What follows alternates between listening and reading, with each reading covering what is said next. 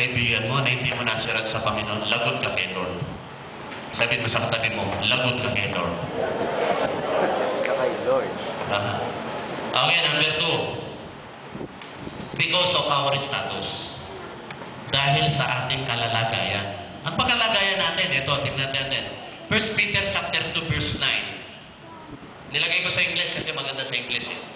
Ang sabi rito, no? But you are a chosen people, a royal priesthood, a holy nation, a people belonging to God.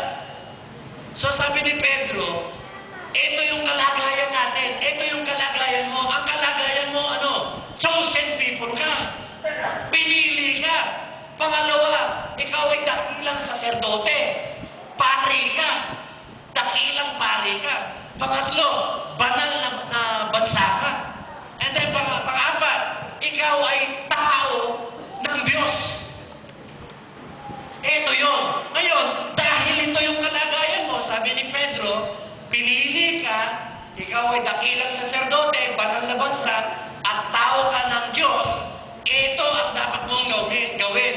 That you may declare the praises of Him who called you out of darkness into His wonderful light.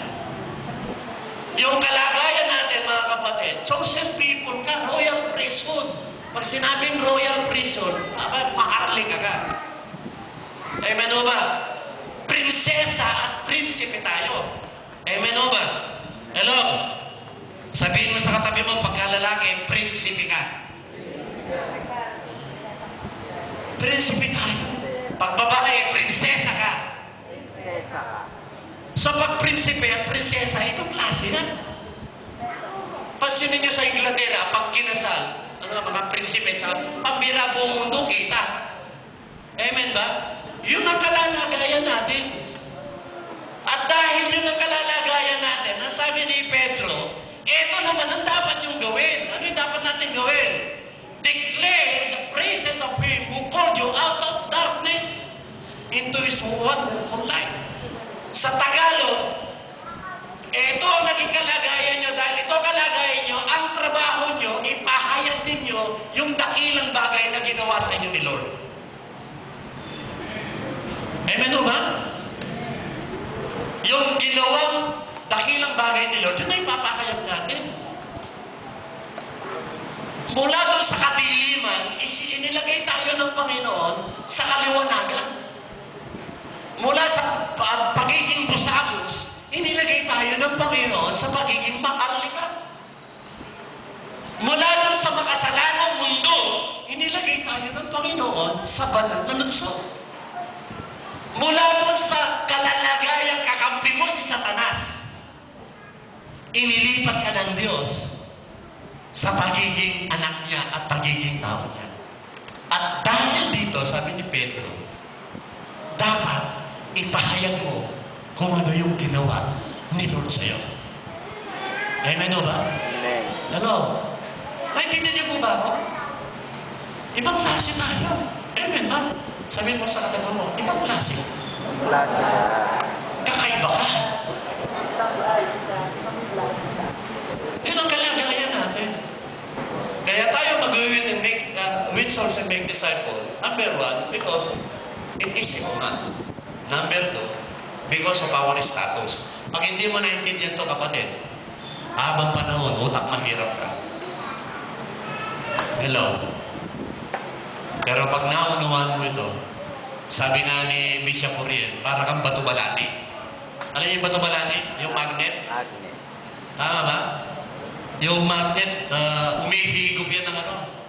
Bigla nilang ihigop ng mga metal yan. Eh tayo bato-balani, habang naglalakad tayo, ginagawa natin yung kalooban ng Panginoon, pamira yung blessing, dumidikit sa atin. Amen ba? Yung blessing hindi mo inahabol. Yung blessing hindi mo hinahanap. Ikaw ang hinahanap ng blessing. Amen. Alam nyo, nakakapagod kapag tayo naghahanap sa blessing eh. Nakakapagod. Para pag sumasabunod ka ng kalbo. Ano ba? Nakasabunod na ba kayo ng kalbo? Ganon kahirap. Ganon kahirap. So dahil sa ating kalagayan, then next, Bilisan natin. Why we don't win souls and make disciples? Bakit hindi natin ginagawa ito? Number one, because of laziness. Sabihin nga natin, laziness. Sa Tagalog, tamad. Alam niyo sa Bible, Thessalonians, sabi ni Pablo, yung mga tamad, huwag pakakainin. Pansinin niyo sa Kawikaan. Yan yung mga talata sa Kawikaan. Kawikaan 12:24. Balang araw, ang masikap, mamamahala. Ngunit ang tamad ay mananatili. Alin? Hello? Sabi ba ng isa, ang taong tamad ay laging nakatihaya. Kaya siya'y naguguto, walang panlagay sa sikmura. Tamad. Sa Ecclesiastes, ito na, Matthew 25. Sabi sa Matthew 25:26, ito yun yung binigyan mo, ito yung parable na binigyan ng Panginoon, tinawag yung mga alipin, yung isa binigyan ng 5, yung isa binigyan ng 2, yung isa binigyan ng 1. Natatandaan niyo ba yun? And then, nasabi, umalis yung may-ari, yung Panginoon umalis, ang ginawa ng 5, pagkatanggap niya ng 5, humayo siya. Humayo. At nung pagkakayo niya, yung 5, nadagdagan ng 5, kaya meron siyang 10. Tapos yung 2 binigyan, humayo din.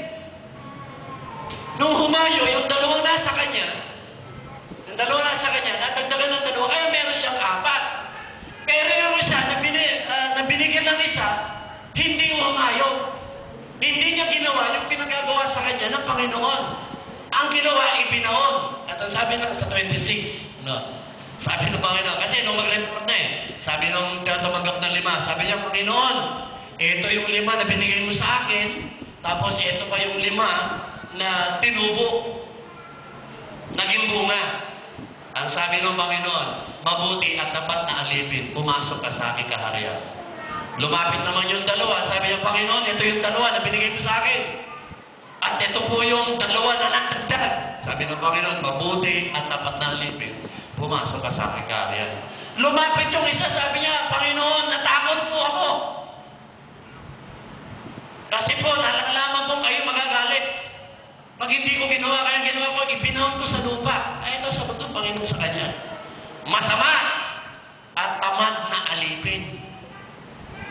Tugon ng kanyang Panginoon. Alam mo pa nang gumagapas ako sa hindi ko kinamnan at nag-aani sa hindi ko hinasikan. Bakit hindi mo yun inilagan sa bangko?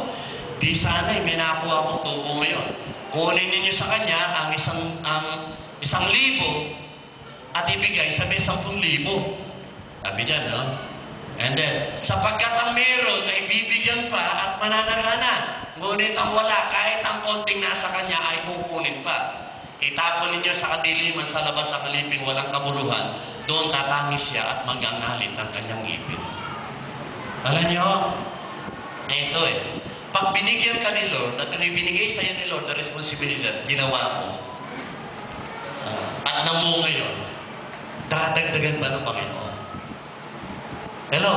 Amen. Sabi ng Bible more blessing Tama ba? Tama ba? Amen. Kaya ang sabi rin ng Bible, kung hindi ka mapagkatiwalaan sa isa paano ka pagkakatiwalaan ng Panginoon sa marami? Sa isa lang, hindi ka mapagkatiwalaan. Ang sabi nila. Kaya ang tawag ng Panginoon doon, kaya minsan, hindi tayo nag-women soul kasi tamad. Alam, sa Bible, ang tamad, laging nakatigayan. Sa Bible, ang tamad, bulag. Parang si Bartimeo. Kapag yung isang tao, bulag, ang trabaho niya, nakaupo, nakatihaya, puro higit. So, dahil sa katamaran. Pangalawa, bakit hindi nag-win souls and make disciples? Because of our fear. Takot tayo, takot. Sabihin natin takot. Takot. Okay, takot. Sabi ng Panginoon, Matthew 25, verse 24-25, balikan natin yung kwento. Kasi masyadong mahaba ito. Kung gusto nyo, basahin nyo yung Mateo 25, makikita nyo yung buong kwento. Sabi na at lumapit naman ang tumanggap ng 1,000. Alam ko po kayong mahigpitan niya, gumagapas kayo sa hindi hindi niyo tinamnan, at nag-ani sa hindi niyo ihasikan. Natakot po ako. Sabi niya.